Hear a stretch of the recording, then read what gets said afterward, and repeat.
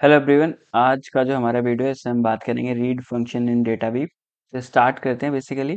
तो read function is use to pass a string into a specific data format. तो basically हम read function का use करके string और टेक्स्ट को कन्वर्ट कर सकते हैं जेसन, एक्सएमएल, सीएसवी और जावा object.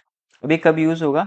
It is particularly useful when you need to convert a string representation of data into a structured format that can be manipulated और transformed। अगर आपको कोई डेटा है उसको क्या करना है, ट्रांसफॉर्मेशन अप्लाई करना है उस पर, राइट। तो उसके लिए आपको क्या करना पड़ेगा, उसको स्ट्रिंग और टेक्स्ट से स्ट्रक्चर डेटा फॉर्मेट यानी कि जेसन, एक्सएमएल, सीएसवी में कन्वर्ट करना पड़ेगा। तो उसके लिए हम क्या करते हैं, रीड फंक्शन यूज करते हैं। तो मैं एक सिनेरियो बता देता हूँ। अभी लाइक मेरे प्रोजेक्ट में क्या था, मैं एक एंड पॉइंट को हिट कर रहा था। तो उस एंड पॉइंट पर वो सक्सेस के केस में क्या कर रहा था, जो रिस्पॉन्स था वो जेसन फॉर्मेट में आ रहा था, और एरर के केस में अगर एरर रिटर्न हो रहा था उधर से तो वो टेक्स्ट फॉर्मेट में रिटर्न हो रहा था। लाइक इसी तरीके से था, या तो सक्सेस रिस्पॉन्स जो था वो टेक्स्ट फॉर्मेट में था, या फिर जो एरर रिस्पॉन्स था वो टेक्स्ट फॉर्मेट में था। तो जब हम टेक्स्ट फॉर्मेट में हमको कोई डेटा मिलता है तो हम उस पर ट्रांसफॉर्मेशन अप्लाई नहीं कर सकते। तो उसके लिए हमें क्या करना पड़ता है, उसको जेसन या फिर किसी स्ट्रक्चर फॉर्मेट, ये हमारे स्ट्रक्चर फॉर्मेट में इनमें उसे कन्वर्ट करना पड़ता है।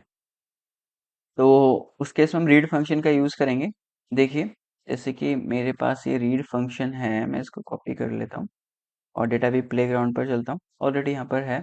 सो आप देखेंगे, फॉर नाउ आप देख सकते हैं कि यहाँ पर जो रीड फंक्शन है इसमें मैंने एक स्ट्रिंग पास करी है, ठीक है।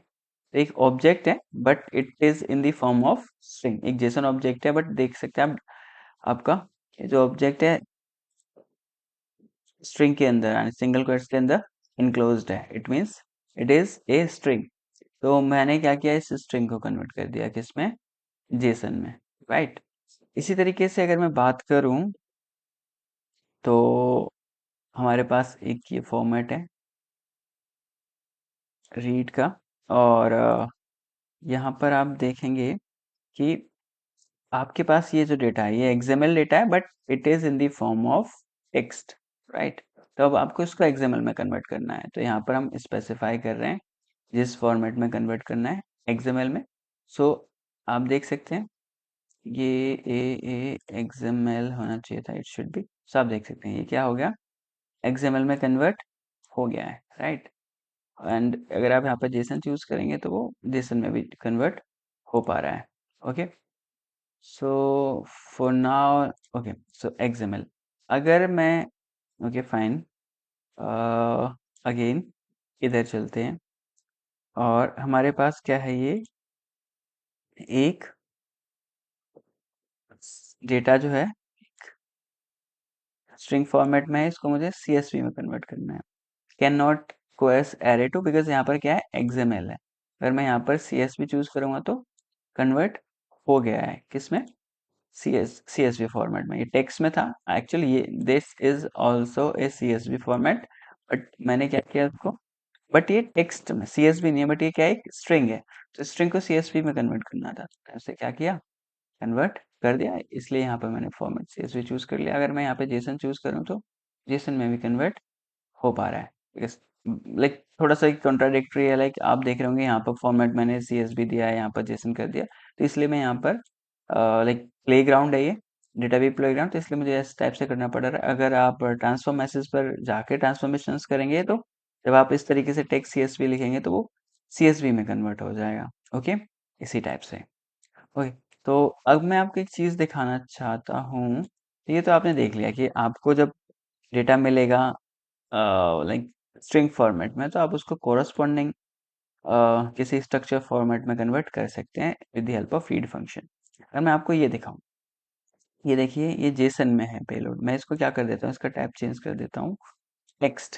अगर मैं इसका टाइप चेंज कर देता हूँ और मैं इस पर कोई फंक्शन अप्लाई करना चाहता हूँ, पेलोड, अगर मैं यहाँ पर मैप लगाना चाहूँ, मैप ऑब्जेक्ट, अगर मैप ऑब्जेक्ट लगा रहा हूँ तो क्या कह रहा है वो, लेट मी चेक। अगर मैं यहाँ पे लिखूँ वैल्यू, ओके, सी देखिए मैंने यहाँ पर अगर वैल्यू लिखा तो क्या कह रहा है, string function but it expect argument of this type object function. ये क्या कह रहा है देखो, एरर दे दिया इसने। यहाँ पर जो टाइप था मैंने पेलोड का, मैंने इस टेक्स्ट कर दिया है।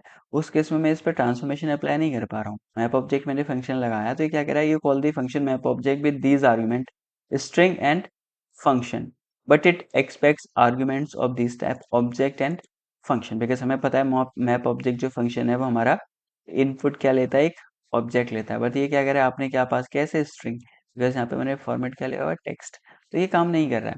तो इसलिए हमें क्या करना पड़ता है, जो आपका डेटा होता है उसे रीड फंक्शन का यूज़ करके स्ट्रक्चर्ड फॉर्मेट में कन्वर्ट करना पड़ता है। अगर मैं इसको यहाँ पर जाऊँ और मैं यहाँ पर लिख दूँ Jason, right, okay. So let me अगर मैं यहाँ पर कर दूँ की, ओके, और वैल्यू, सो ओके,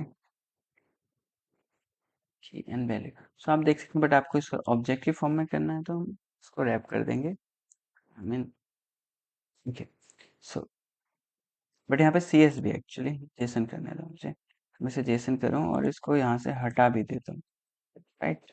सो देखिए, अभी क्या हुआ है, हमारा जो ऑब्जेक्ट था उस पर हमने ट्रांसफॉर्मेशन अप्लाई कर दी है और कर पाए हैं जब हमने इसको जेसन में कन्वर्ट किया। अगर मैं इसे अगेन टेक्स्ट में कन्वर्ट कर दूंगा तो मैं उस पर ट्रांसफॉर्मेशन अप्लाई नहीं कर पा रहा हूँ। तो इसलिए हम क्या करते हैं, जब हमें टेक्स्ट फॉर्मेट में डेटा मिलता है तो उसे हम रीड फंक्शन का यूज़ करके स्ट्रक्चर्ड फॉर्मेट में कन्वर्ट कर लेते हैं। तो ये था हमारा वीडियो जहाँ पर हमने देखा कि हम रीड फंक्शन का कैसे यूज़ कर सकते हैं और क्या यूज़ है रीड फंक्शन का। आई होप आप लोगों के लिए वीडियो यूज़फुल रहेगा। नेक्स्ट वीडियो में मिलते हैं, तब तक के लिए बाय बाय।